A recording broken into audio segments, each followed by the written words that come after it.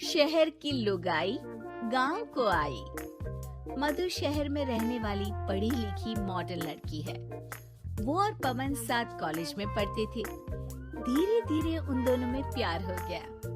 पर पवन गांव में रहने वाला एक साधारण सा लड़का है।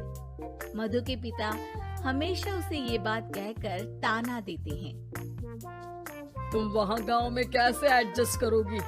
शादी करके तुम गांव तो चली जाओगी, पर अपनी सारी मॉडर्न सोच और चीजें यहाँ शहर में ही रख कर जाना। ये सुनकर मधु को बहुत गुस्सा आता है। तो क्या हुआ अगर वो लोग गांव के हैं? मैं वहाँ जाकर उस घर को बिल्कुल शहर की तरह बना दूंगी। शाम होते ही मधु पवन को वीडियो कॉल करती है। अच्छा हुआ तुमने वीडियो कॉल कर लिया। हाँ, मैं तुम्हें आज अपनी माँ से मिलाता हूँ।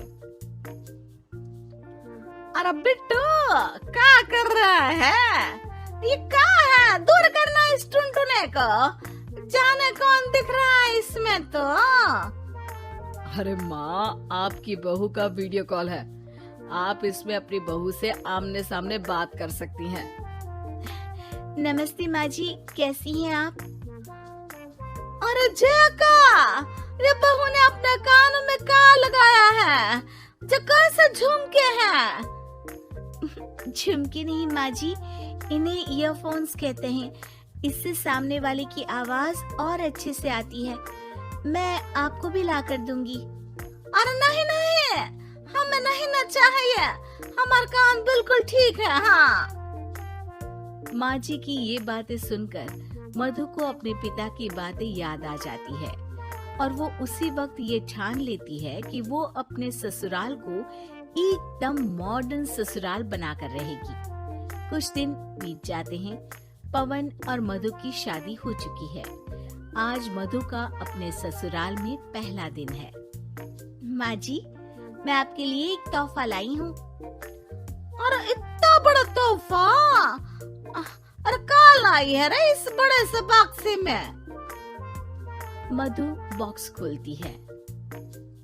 ये क्या है? ये वैक्यूम क्लीनर है।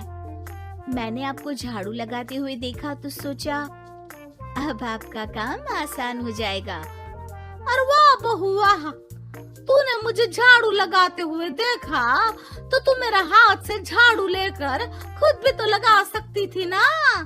पर नहीं, तूने तुझे मशीन लाकर मेरे हाथ में दे दी कि यह काम हमेशा मैं ही करूं।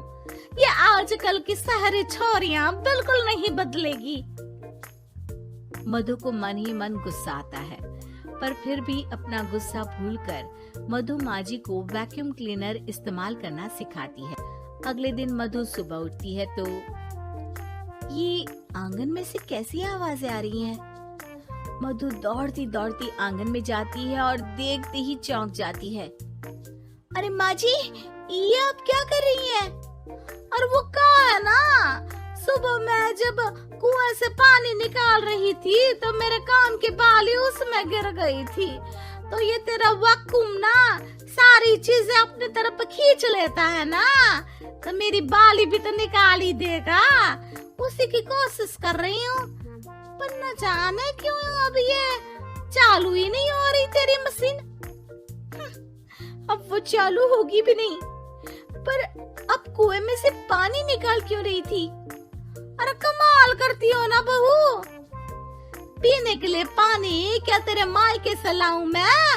अरे कुएं से ही तो निकालना पड़ता है। हाँ, पीने के लिए पानी, और वो भी कुएं से। मधु दिमाग लगाती है और थोड़ी ही देर में घर में वाटर प्यूरिफायर लगवा देती है।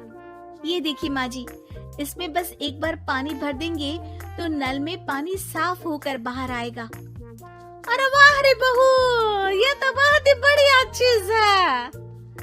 रात हो जाती है। मधु जैसे ही प्यूरिफायर का नल चालू करती है तो वो अचानक से फट जाता है और सब जगह पानी पानी हो जाता है। अरे ये क्या हुआ? ये क्या हो गया? मैंने तो बस इसमें उबला हुआ पानी डाला था, ये इतनी जल्दी खराब हो गया। अरे ये सारी शहरी चीजें सब ऐसी ही होती है कबूरी। क्या आपने इसमें उबला पानी डाला था? हाँ तो फिर पानी तो तभी साफ होगा ना जब उसे उबालेंगे। ये मशीन का कोई जिन है जो हमने जो बोला वो कर देगी है? मधु को बहुत गुस्सा आता है। इस तरह तो मेरा अपने ससुराल को मॉडर्न बनाने का सपना अधूरा ही रह जाएगा। नहीं, मैं इस तरह से हार नहीं मान सकती। थोड़े ही दिन में मधु पूरे किचन को मॉड्यूलर किचन में बदल देती है। अरे वाह बहुआ, इतनी सारी अलमारियां। माँ जी मॉड्यूलर किचन देखकर बहुत उत्सुक हो जाती है। ये बक्सा का है?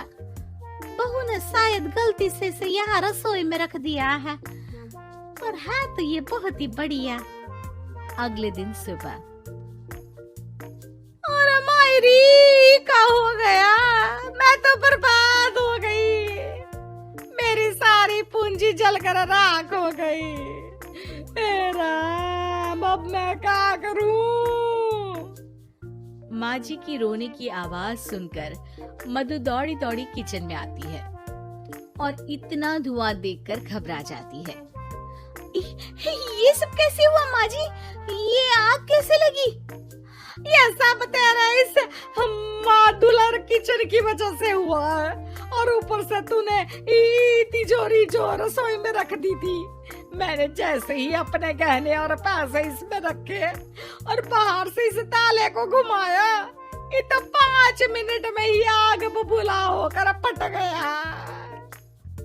अरे माँ जी, ये तिजोरी नहीं है, ये तो माइक्रोवेव है।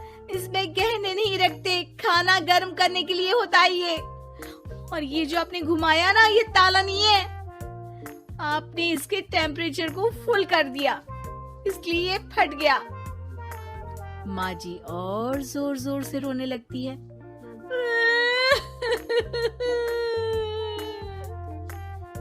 मधु सर पीट लेती है और कसम खाती है कि अब ससुराल को मॉडर्न बनाने की कोई कोशिश नहीं करेगी। मुझे माफ कर दीजिए माँ जी, आप जैसी हैं वैसी ही ठीक है। मधु को अपने पिता की कही बात याद आ जाती है और मधु वापस घर और किचन को पहले जैसा ही कर देती है।